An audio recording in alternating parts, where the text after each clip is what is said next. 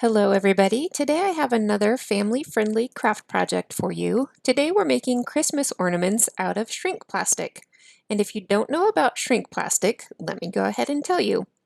So shrink plastic comes in various colors, usually 8.5 by 11 kind of page size sheets, and you can get a couple of different textures. You can get a pre-sanded texture or a smooth texture. Now what I have here is clear and it is pre-sanded.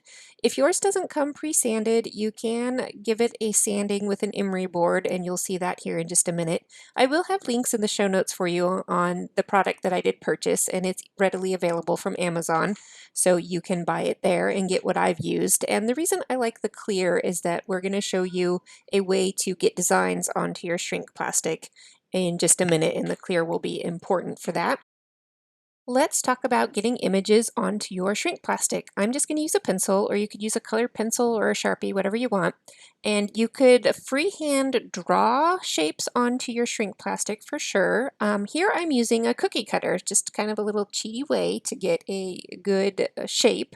And I've got Christmas tree, a stocking, and a reindeer, and I'll give you a little bit of caution about the reindeer in a minute. And I'm trying to show you, let's see if I can find a solid surface there. There you can see my pencil outline. You can erase that pencil later, and we'll get to that part. Now here I have just coloring pages, and these were free printables off the internet, and I will put a link in the show notes. This was from squishycutedesigns.com. And so this is where the clear shrink plastic comes in handy, is that you can see through and trace your design from coloring book pages. Now, I just want to take a moment to say I'm not making any money off of this video whatsoever, and these were free printables, so shout out to them, and I just found them through a Google search. Now, I printed it out full size, 50% size, and 75% size. Now, because shrink plastic does shrink, you have to keep the sizing in mind, and I will show you that later, the comparison of the before and after sizing. Now here I am talking about that reindeer, and what I wanted to say is that any shape that has longer or skinnier pieces to it has the potential to curl and stick to itself while it's shrinking, and you're going to follow the shrink directions on your package of shrink plastic and shrink them on a low heat in the oven, and they do tend to curl up a little bit while they're shrinking, but they are supposed to flatten themselves back out, and usually they do, but sometimes they will curl and stick. So if you have easily frustrated kids, keep that in mind and keep your shape simple.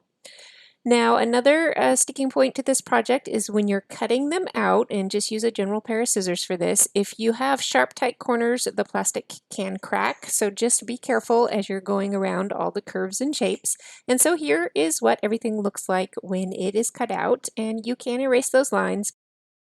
And then have yourselves a go at the colored pencils and just start decorating. And one thing I want to say here is that the colors will definitely start off lighter as you're coloring, but when it shrinks, because all of those colors, contract closer together, the colors will get darker.